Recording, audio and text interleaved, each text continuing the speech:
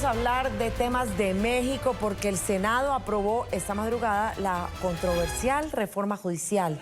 Tras varias horas de debate, la iniciativa propuesta por el presidente Andrés Manuel López Obrador quedó en firme en lo particular y en lo general, por lo que ahora el sistema judicial del país se supone que funcionará mediante la elección de jueces por votación popular. Además, contempla la creación de un órgano disciplinario para vigilar las sentencias que emitan los impartidores de justicia, lo que ha levantado advertencias por vulnerar la independencia judicial, la democracia mexicana y la división de poderes.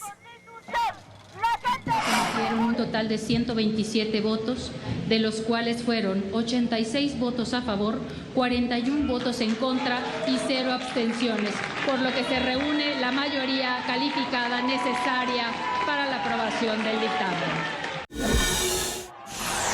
La jornada estuvo marcada por las protestas de la oposición al interior del Senado y de los trabajadores del Poder Judicial Federal.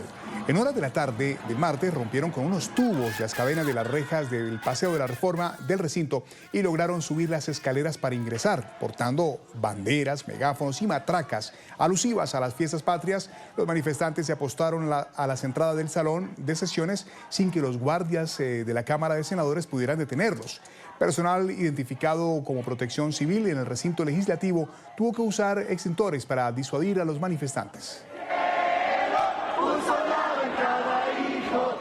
Jorge Aguilar es abogado, maestro en Derecho Internacional y Relaciones Internacionales. Además es analista político mexicano y lo hemos invitado esta mañana a hablar sobre esta polémica reforma judicial en México. Señor Aguilar, bienvenido al programa La Mañana de NTN 24. ¿Qué tal? Buenos días, Hugo. Bueno, ¿cuáles son las consecuencias de elegir a jueces por voto popular? ¿Qué es lo que pasará en 2025 una vez ya quede en firme esta propuesta? Este es uno de los principales problemas que se está tocando con esta reforma al Poder Judicial. Va a ser un caos realmente porque se van a elegir entre ministros, magistrados y jueces alrededor de 2,000, 3,000 personas. Entonces el problema que se está viendo es cómo va a votar la población, porque vamos a tener alrededor de, no sé, como 300 boletas casi cada ciudadano mexicano. Ese es uno de los grandes problemas. ¿Y cuánto tiempo va a tardar? ¿Cómo vas a poder votar por alguien que realmente no conoces para que imparta la justicia en México, que es lo que depende o tu libertad, o a lo mejor que te metan a la cárcel, o que el gobierno no viole tus derechos? O sea, es un gran problema, y para escogerlo además solo se necesita tener la licenciatura en Derecho, sí, o sea, ser abogado, y una carta de recomendación de tu vecina o de tu vecino. O sea, ya no va a ser por examen de oposición. Sí, algo que me preocupa mucho, señor Aguilar, en todo este proceso de elegir a esos jueces por votación popular es que seguramente dará paso a temas masivos de corrupción e incluso pensar algo mucho más preocupante, que es la vinculación de dinero del narcotráfico en esos procesos. Eso creo que también sería un punto demasiado caliente en esta nueva reforma. Claro, tienes toda la razón. Pues los magistrados, los ministros y los jueces ganan cierta cantidad de dinero. Realmente es alta la cantidad de dinero para México, pero es necesario que ganen esa cantidad. Por lo mismo que tú estás comentando, se puede prestar a que si hay corrupción o un poco de corrupción en el Poder Judicial, pues esto va a aumentar en un 100 o 200%. Ya cualquier persona va a poder sobornar al juez, van a estar sometidos al partido hegemónico en el poder como estamos teniendo en este momento. Le van a mandar al juez, al ministro o al magistrado. Y sí, también está el riesgo de que intervenga el crimen organizado poniendo jueces y magistrados y ya México sea completamente un narcoestado como lo estamos teniendo. Sí, una narcojusticia, nos dijo aquí un magistrado precisamente mexicano, de la justicia mexicana. Muy preocupante el panorama, abogado, no solamente por lo que usted decía y decía mi compañero Hugo, sino además por el ambiente y cómo se gestó.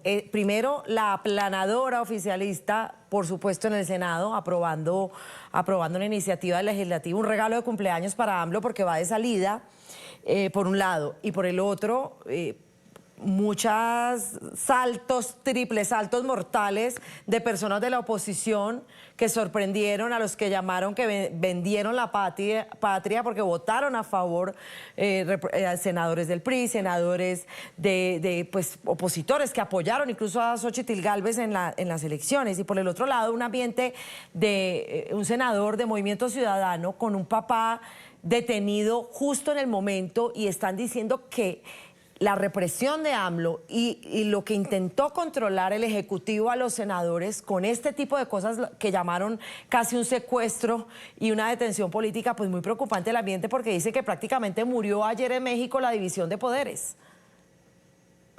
Sí, prácticamente, como estás diciendo, así fue la situación el día de ayer. El senador de Campeche desapareció, luego salió el rumor de que estaba detenido.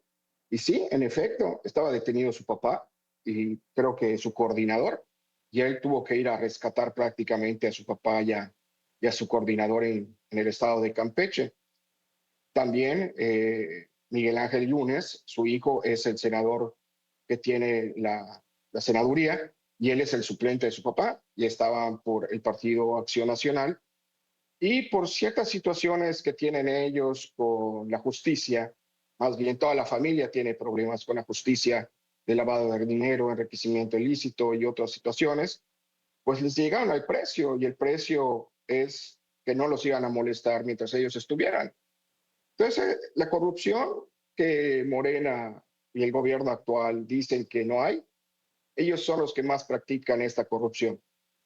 Entonces, vimos ayer que entraron los manifestantes del Poder Judicial y los estudiantes al Senado. Por primera vez en la historia sucede esto.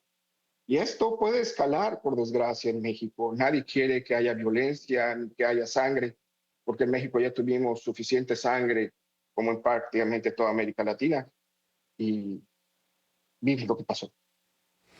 Bueno, ni siquiera el gran revuelo que hubo por parte de los manifestantes que se metió allí al recinto logró detener esta votación, esta propuesta que ha generado tanta polémica en el país. ¿Qué le espera a Claudia Sheinbaum, o cuál es el camino ahora que ella va a asumir la presidencia?